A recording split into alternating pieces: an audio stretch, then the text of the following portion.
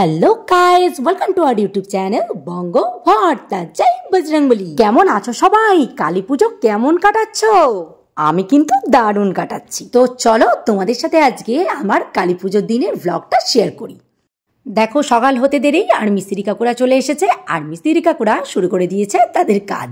আজ এদিকটার কাজটা হবে, কারণ এদিকটার কাজটা খুব তাড়াতাড়ি করা দরকার, কারণ আমাদের বাড়িতে একটা কদিন পর ছোট্ট করে কাজ আছে। তাই মিস্ত্রি কাকুরা যত তাড়াতাড়ি সম্ভব তত তাড়াতাড়ি করে দিচ্ছেন। আজ সকালে ঘুম থেকে উঠে স্নান টান করে মায়ের চরণে ফুল দিলাম। লাল জবা পাইনি, তাই চন্দন জবা দিয়েই পুজো দিলাম।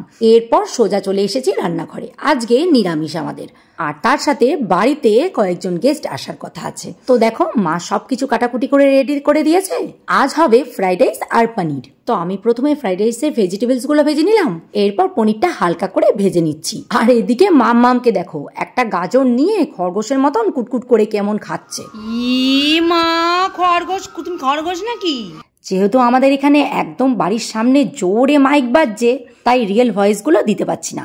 না হলে তো জানো কপিরাইটের প্রবলেম আছে, যার জন্য দেখো আমি লাইভেও আসতে পারছি না, কারণ লাইভে আসলেও সেই আওয়াজ আর কপিরাইট দেবে। যাই হোক, এবার চলো দেখো, যাদের আসার কথা তারা চলে এসেছে। মাম্মাম গিয়ে এখন দরজা খুলছে।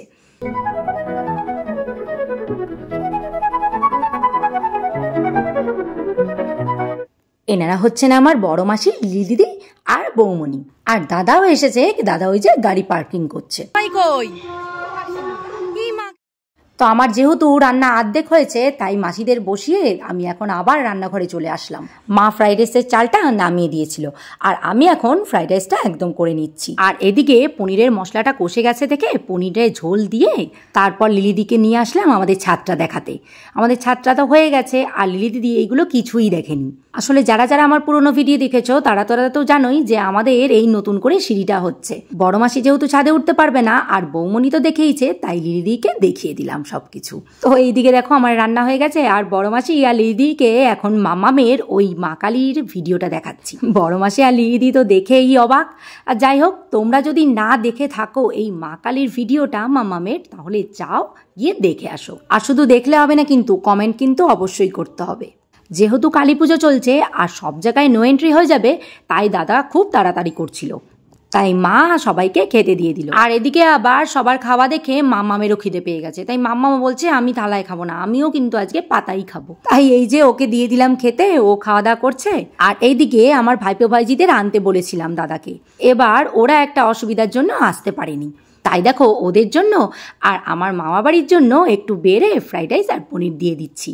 একদমই কম টাইমের জন্য এসছে, মাত্র 2 ঘন্টার জন্য এসছে। আসলে কি বলতো, আমার বড় মাসি এখন আর এখানে থাকে না, একটু দূরে থাকে। তো বড় মাসি সবসময় তো আসতে পারবে না, যেহেতু দাদা আর বৌমনি একটা কাজে এসছে এইদিকে, তাই আমার মা বারবার করে বলেছে যে বড় মাসি আর লিলিদিকে আনতে, কারণ এই যে বাড়িঘরটা হচ্ছে দেখেও যেতে পারবে, আর অনেকদিন আসে না, একটু ঘুরেও যেতে পারবে। কারণ দেখতেই পাচ্ছ বড় মাসির যা বয়স হয়েছে, আর লিলিদিরও যেমন হয়ে গেছে, এখন আর নিজে নিজে যেতে পারে না কোথাও। কেউ কোথায় ঘুরতে নিয়ে গেলে তাহলেই যেতে পারে। তাই এই 2 ঘন্টার জন্য এসে ওদেরও খুব আনন্দ হলো, আর আমাদেরও বেশ আনন্দ হলো। তাই দেখো আমরা একটু রাস্তা পর্যন্ত আবার এগিয়ে দিতে আসলাম। কি হয়েছে বল এবার? মামি আইসক্রিম এনেছিল, আইসক্রিম খাবো। আইসক্রিম? আইসক্রিম নেই তো? থাক থাক, আমি দিচ্ছি। দেখো, এখানে আসার সময় দাদা এনেছিল এতগুলো আইসক্রিম।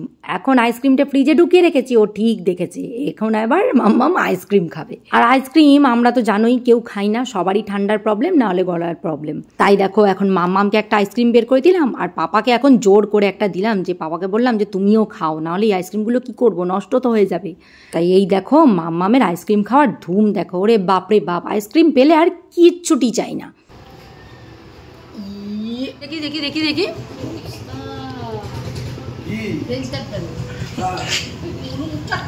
মুখটা দেখো। পাপারও তো কপালে হলুদ হয়ে আছে।